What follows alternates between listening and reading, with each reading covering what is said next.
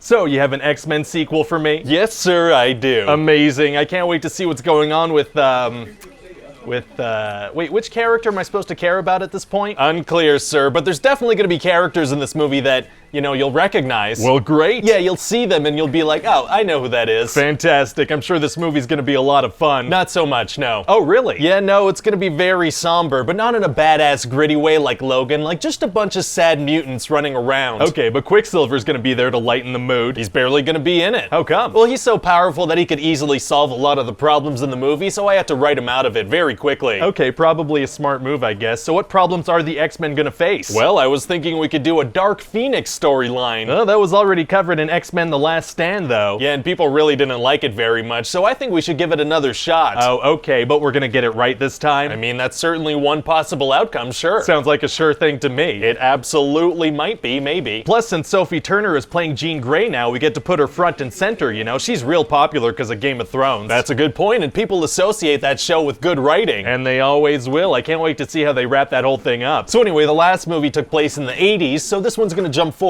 to the 90s. Do we really need to keep going with that decade jumping gimmick? I don't think anyone actually cares about it. Absolutely we do. My mom always said you gotta commit to the gimmick. What? Why would your mom always say that? You know, in retrospect, I have no idea. Very weird. Okay, so it's the 90s. It is. So I guess we'll have a lot of fun with like 90s culture and whatnot. Not really, no. Oh, okay, never mind. And what are we gonna do about character ages? Like, how old is Magneto at this point? 62. So then do we get Michael Fassbender or Ian McKellen? I think we could just stick with Fassbender. He's something like 42 in real life, and that's basically 62 if you round up several times. And we'll age him up a little bit with makeup? No, we could just pretend like he's old. Oh, using make-believe instead of makeup is tight. Yeah, so anyway, at the beginning of the movie, the X-Men have to go save some astronauts in space, right? Right. But while they're up there, Jean absorbs some crazy solar flare power thing, and she passes out. And that's what gives her the Phoenix powers? Exactly. Oh, but wait, didn't she go all Phoenixy at the end of X-Men Apocalypse? What was that about? Unclear. Well, okay then. So then Jean gets super powerful, and she finds out that her dad that she thought was dead is actually still alive, and Charles was keeping it from her. Oh, drama. Yeah, so she goes to see her dad, and he's like, yeah, no, I don't want to be your dad, and then she just goes nuts on the X-Men. Wow, wow, wow, wow. Yeah, and she kills Mystique. Oh my god. Yeah, it's crazy, so, you know, that's gonna make a great moment for the trailer. But no, we can't put that in the trailer. It's a big character death. We have to. This way people are gonna know that this movie's not messing around, you know? Main characters are gonna die. Oh, so other main characters die? No. Oh, okay. Anyway, so then Jean is gonna go see Magneto for help, but he rejects her, so she goes even crazier. Wow, I have to say, it's gonna be nice to just focus on Jean and the Phoenix Force, you know? It felt like in The Last Stand, we just had too much stuff going on, and it Oh, was... also aliens. What? Yeah, there's gonna be aliens too, and they want the Phoenix Force. Oh, maybe we should just spend more time with Jean so people actually care about her and And her... the aliens shapeshift too, and they want to take over the world. Okay. So now Magneto and Beast want to kill Jean, and the rest of the X-Men want to help her. Oh, wow, so what happens? Well, they're gonna go to New York, and Charles is gonna be like, I'm sorry, Eric, I can't let you kill her. Okay. And Magneto's gonna be like, you're always sorry, Charles, and there's always a speech, but nobody cares anymore. Oh, that's a good line. Thanks, it's a play on something my wife yelled at me as I was telling her about this movie. Wow. So anyway, Jean is inside this building, and Magneto pulls a subway car out from under the ground to block the door behind him. Were there no cars on the street? There were, but this is gonna look cooler. Well, that's what's important. And Jean is gonna use her powers to force Charles to walk up some stairs. It's gonna be horrifying. Oh, wow. Either that or hilarious. It could go either way, to be honest. Well, fingers crossed for horrifying. So anyway, eventually this is gonna lead to a big space battle where Jean just goes crazy on these aliens with her fire powers. Oh, we might want to think of a backup. Apparently Captain Marvel might end in a similar way with a big space battle where she flies around. Oh, well hopefully they're not also doing anything with shape-shifting aliens. Can you imagine? Well anyway, if we do need to reshoot, I have this other idea where the third act takes place on a train. Oh, on a train, huh? Yeah, see, all the X-Men have been captured because of the New York thing. Okay. And then the aliens attack because they want Jean. Oh boy. Yeah, and these aliens are like Terminators, you know? Magneto and some soldiers are shooting at them with guns, but they just keep coming. Oh man, it's gonna be tough to kill these guys if they're bulletproof. Actually, it's gonna be super easy. Barely an inconvenience. Oh, really? Yeah, because see, sometimes they're not bulletproof. What do you mean? Sometimes bullets kill them, I don't know. So they're not bulletproof? Listen, sometimes they are and sometimes they're not. I'm gonna need you to get all the way off my back about this. Okay, let me get off of that thing. And eventually Eventually, Magneto's gonna crush some of them with the train. Wait, the train is made of metal? Why even try using guns? Unclear. Huh. And so then Jean is gonna kill the main alien, but also kinda die, but more like transcend her physical form and become a fiery space bird. Very cool. Yeah, and they're gonna rename the school Jean Grey's School for Gifted Youngsters. Oh, it feels like it might be more appropriate to name it after Raven. Yeah, well, they're gonna name it after the girl who killed her. Okay, and so what's going on with the timeline stuff here exactly? Well, here's the thing. I had the timeline stuff all figured out, right? All detailed on a bulletin board with colored strings and stuff. Okay, it's good to be organized. And then, well, have you ever seen cat videos where they play with string? Oh, did your cat start playing with the strings? Well, no, but I saw a video of a cat doing that and it looked like a ton of fun, so,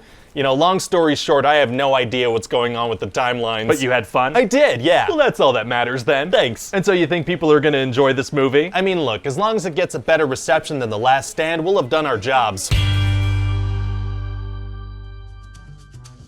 Hey guys, it's Ryan here. Hope you enjoyed that pitch meeting. We have a ton of these on the channel that you can check out. You can also leave me a comment down below letting me know what other movies you'd like to see pitches for. Don't forget to like, comment, subscribe, share on Facebook and Twitter, spread it around. And as always, check back soon for a new pitch. Bye-bye.